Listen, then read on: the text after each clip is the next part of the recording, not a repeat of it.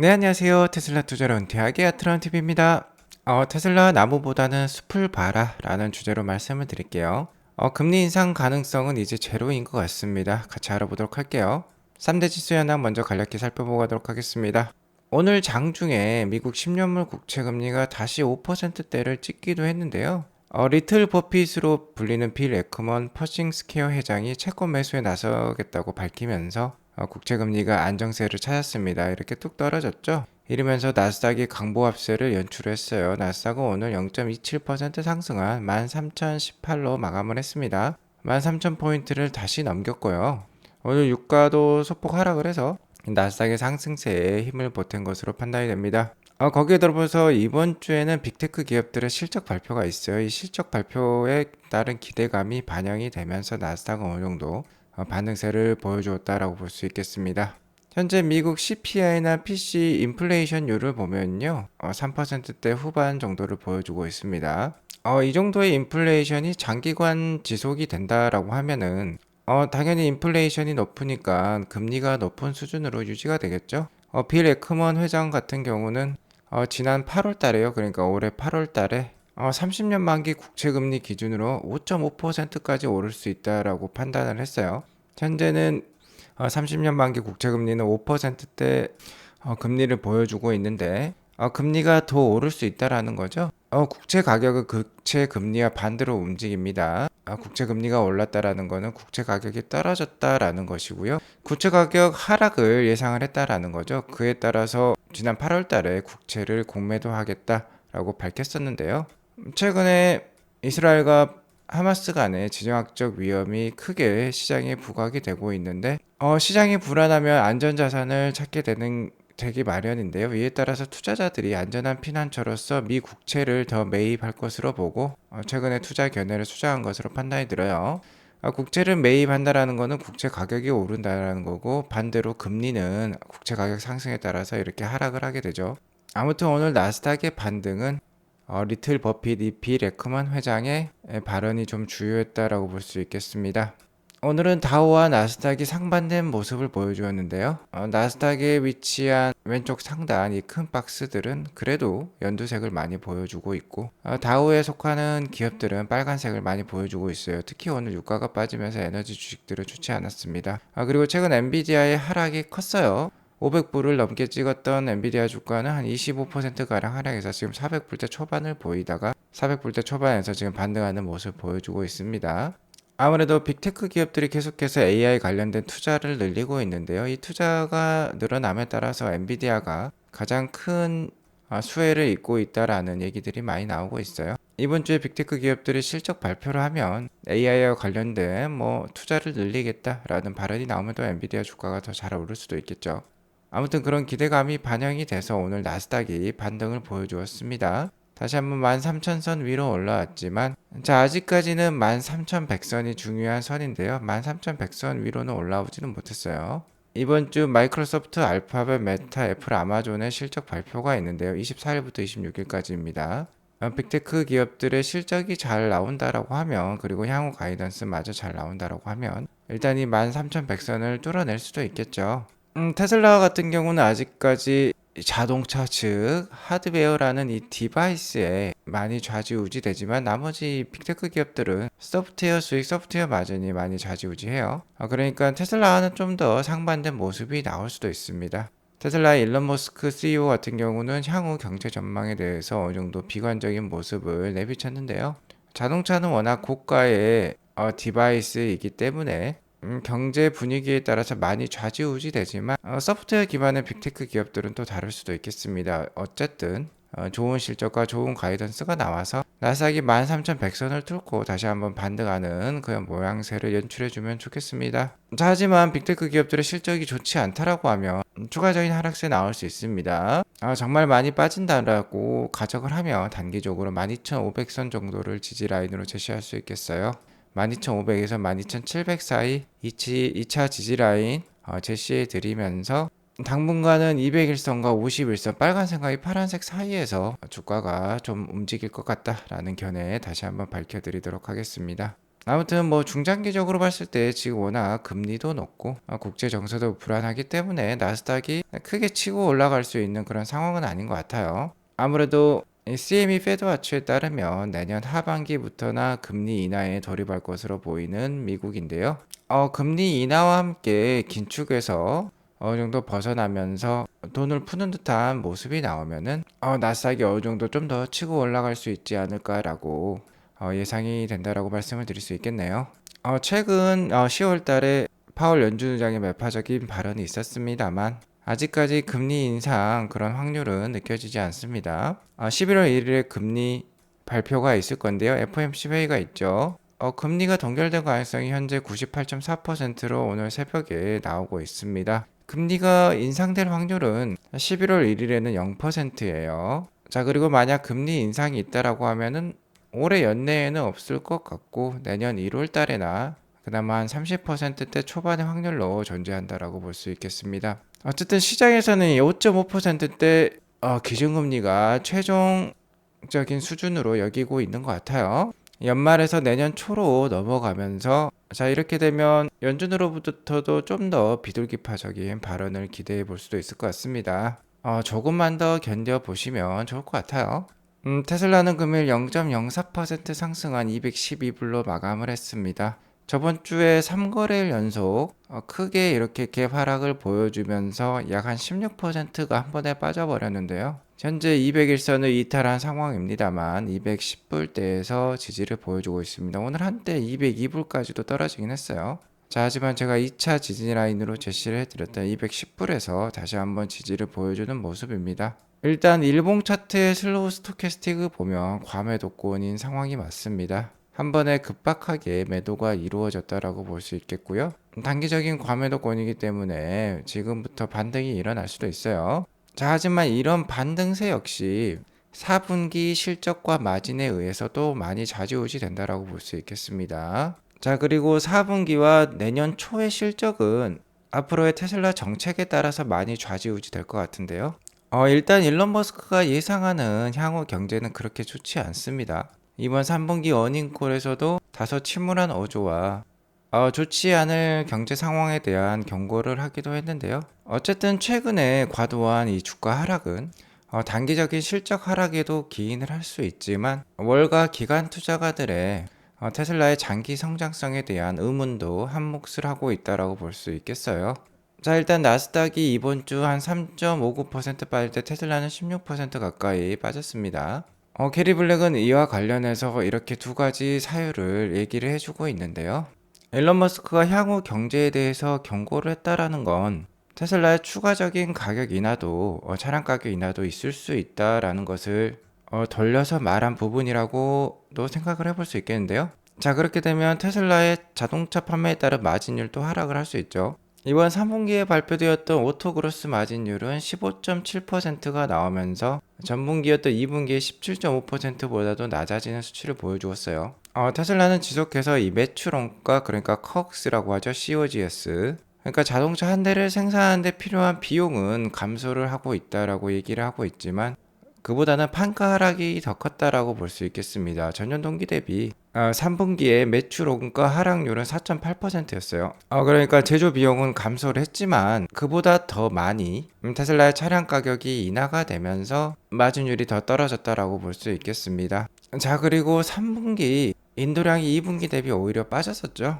가격 인하를 해왔지만 의미 있는 판매량 상승으로 이어지지 않았다라는 겁니다. 물론 3분기에는 공장 업데이트에 따른 생산량 감소를 감안할 필요가 있겠어요. 그럼에도 불구하고 가격 인하에 따른 오더량 상승에 있어서는 좀 그렇게 큰 효과는 없었다라고 이렇게 지금 월가에서는 판단을 하고 있는 것으로 생각이 됩니다. 그러니까 월가에서는 올해 대대적인 가격 인하를 했지만 테슬라의 판매량이 그렇게 많이 늘어난 것 같지 않다. 두 번째는 차량 가격 인하에 비해서 제조 원가 감소도 그렇게 크지 않다. 그러니까 마진율 상승도 기대하기 어렵다라는 듯한 얘기를 하고 있는 거예요. 이 볼륨과 마진은 테슬라의 장기 가치를 결정하는 요인이라고 볼 수 있겠는데요. 볼륨 성장과 마진율 성장이 이어지면 테슬라의 P값, 그러니까 시장에서 테슬라를 평가하는 그 가격은 올라가게 되는 겁니다. 하지만 최근 볼륨도 그렇고 자동차 마진율도 그렇고 계속 낮아지는 모습이 나오고 있기 때문에 자, 계속해서 이 EPS 전망치가 이렇게 내려가는 거죠. 테슬라의 볼륨도 성장을 하고 마진율도 성장하면 EPS가 당연히 이렇게 올라가게 될 것입니다. 근데 그런 반대의 모습이 나오고 있기 때문에 주가는 이 EPS의 방향을 따라갈 수밖에 없어요. 자, 2024년 그러니까 내년 기준 예상 포워드 EPS를 보면 일주일 전만 하더라도 이게 4.6 정도가 나왔어요. 근데 최근에 이게 10% 정도 넘게 빠졌습니다. 11% 정도 빠져서 지금 4.1 정도가 나오고 있어요. 이렇게 여기서 이렇게 급박하게 내려간 거죠. 특히 여기 2라고 적혀 있는데요. 어닝콜 이후 그러니까 3분기 실적 발표 이후 수직 낙하하는 모습 확인해 볼 수 있습니다. 자, 그러니까 어떻게 되겠습니까? 주가도 이렇게 똑같은 모양이 나오죠. 이게 똑같이 이렇게 10% 이상 주가가 떨어지게 되었다라고 볼 수 있겠고요. 만약에 일론 머스크가 이 어닝콜 때 4분기 가이던스라든지 미래 전망에 대해서 긍정적인 발언을 했으면 이렇게 EPS 전망치가 떨어지지 않았을 거예요. 그럼 주가도 이렇게 떨어지지 않았겠죠? 자, 하지만 일론 머스크는 솔직한 견해를 밝혔습니다. 그러면서 앞서 보셨듯이 내년 포워드 EPS 역시 한 11% 감소를 했다라고 했죠. 여기에 더불어서 월가는 2025년 포워드 EPS도 감소를 시켰어요. 전주에 비해서 약 6% 정도 감소를 시켰다라고 합니다. 자, 이렇게 EPS가 떨어지니까 주가도 같이 떨어진다라는 거 우리가 확인을 해볼 수 있고요. 자, 일단 나온 결과로 보면 현재까지 올해 나온 결과를 보면 일단 가격 인하가 테슬라의 주가에는 그다지 좋은 영향을 미치지는 못하는 것으로 판단이 들어요. 물론 대대적인 가격 인하가 없었더라면 현재와 같은 판매량 만들어낼 수 없었을지도 모릅니다. 모델 Y가 상반기 베스트셀러에 오르기도 했는데요. 그러한 결과가 안 나올 수도 있겠죠. 자, 하지만 문제는 앞으로인 것 같아요. 현재 이미 모델 Y와 모델 3는 7,500불에 달하는 IRA EV 크레딧을 받으면요, 보조금을 받으면 미국의 평균 차량 판매 가격보다 더 낮은 것으로 알고 있습니다. 충분히 내연 기관차를 살 필요가 없이 전기차를 살 수 있는 그런 가격 수준까지 내려온 것으로 알고 있어요. 자, 그러니까 추가적인 가격이나 더 이상 필요하지 않을 수도 있습니다. 자, 하지만 문제는 그러한 사실을 미국 소비자들이나 세계적인 소비자들이 아직 잘 모른다는 거예요. 가격 인하가 더 이상 먹히지 않는다라고 하면 대대적인 광고 정말 생각할 필요도 있을 것 같습니다. 게리 블랙 역시 같은 얘기를 하고 있는데요. 어쨌든 이렇게 어려운 상황에서 다행스럽게도 내년부터는 좀 더 비싼 사이버 트럭과 모델 3 하이랜드가 본격적으로 판매가 되기 때문에 마진율 향상이 충분히 있을 수도 있다라고 얘기하고 있는 게리 블랙이에요. 그러니까 올해 4분기가 아무래도 마진율의 바닥이 되지 않겠느냐라고 여기고 있고요. 마진율이 올라갈 수가 있다라고 하면 두 번째 요인이 역시 볼륨이라고 있죠. 그러니까 판매량을 늘릴 필요가 있는데, 자, 그러니까 현재 테슬라의 오토그로스 마진율 16.2%까지 내려왔는데, 이게 앞으로는 모델 3 하이랜드랑 사이버 트럭 판매에 따라서 좀 더 올라갈 수도 있다라는 거죠. 그러면 중요한 건 역시 판매량을 늘리는 게 중요하다라고 볼 수 있겠는데, 최근에 야후 파이낸스와 세계적인 소비자 조사 업체라고 볼 수 있겠죠. 입소스가 같이 설문조사를 했어요. 1025명에게 물어보았습니다. 미국 고객이겠죠.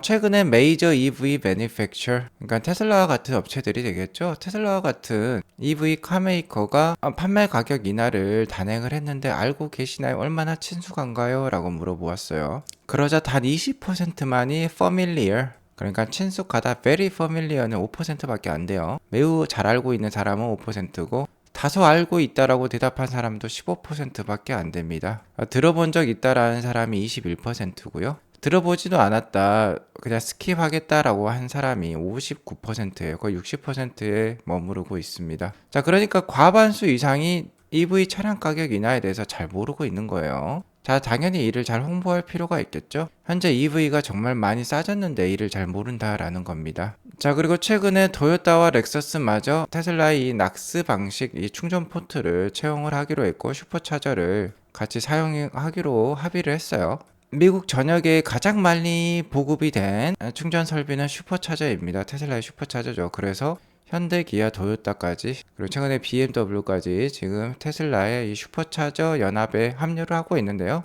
이 역시 아직도 과반수 넘는 사람이 잘 모른다라고 합니다. 자, 여기 보시면 Existing Charging Network라고 되어 있죠. 바로 슈퍼차저를 뜻한다라고 볼 수 있겠습니다. 이 슈퍼차저가 모든 EV 카메이커에게 지금 개방이 되고 있는데 이 계약에 대해서 잘 아시나요? 라고 물어보았어요. 그러니까 1025명 중에서 역시나 20% 정도만이 친숙하다라고 얘기를 하고 있고요. 한 55%의 사람들이 들어본 적도 없다, 잘 모르겠다라고 대답을 했어요. 아직도 가만순 없는 사람이 이에 대해서 잘 모른다라는 것이죠. 자, 이렇게 되면 역시나 광고가 좀 필요할 것으로 판단이 됩니다. 잘 모르는 과반수가 넘는 소비자들을 교육을 시킬 필요가 있겠어요. 자, 원래 이렇게 선도 업체는 어려운 법입니다.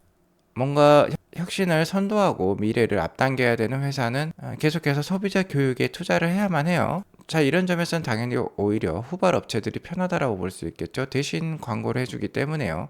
테슬라는 그런 것을 우려해서 이때까지 광고를 하지 않았지만, 자, 이러한 수치들을 보면은요, 광고가 이제 정말 필요할 것으로도 판단이 됩니다. 자, 그래서 일론 머스크도 얘기를 하고 있어요. 자, 현재는 광고를 작게 하고 있다라고 얘기하고 있습니다. 스몰이란 말이 있죠. 스몰 스케일이지만 We'll do so at larger scale as we figure what works best 라고 말을 하고 있죠. 가장 효과적인 방법을 찾는 대로 광고를 크게 할 것이다 라고 얘기를 하고 있어요.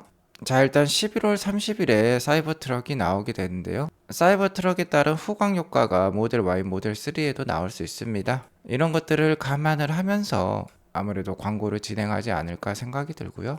테슬라의 불세력 중에 대표적인 기관이라고 할 수 있는 RBC 캐피탈에서 테슬라의 바이 투자 의견과 함께 목표가를 301달러로 제시를 했어요. 300달러가 넘는 목표가는 테슬라의 향후 시가총액이 1조 달러를 다시 돌파한다라고 내다보고 있는 거랑 일맥상통하다라고 볼 수 있겠는데요. 일단 테슬라의 마진이 사이버트럭과 모델3 하이랜드의 본격적인 판매에 따라서 어느 정도 안정화가 되고요.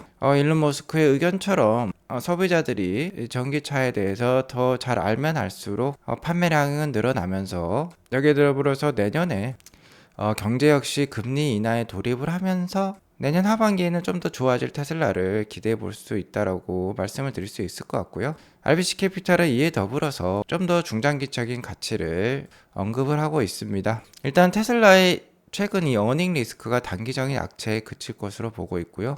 중요한 거는 부품을 직접 제공하는 업체로서 1등급 공급업체가 될 잠재력이 있다라고 테슬라에 대해서 평가를 하고 있어요.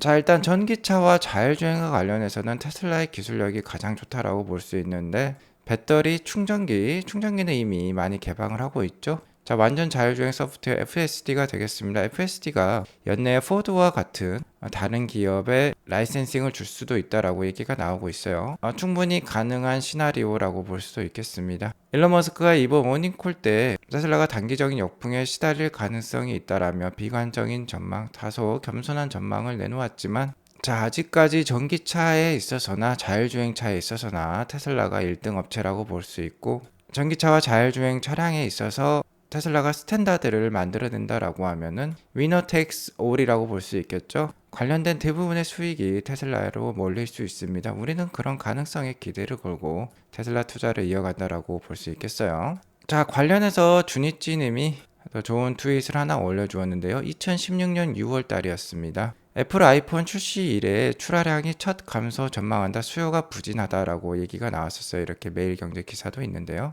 테슬라도 비슷한 상황인 것 같습니다. 자, 하지만 애플의 주가는 어떻습니까? 2016년 6월달 26불이었던 주가가 지금도 170불이 넘어요. 190불이 넘었을 때도 있었습니다.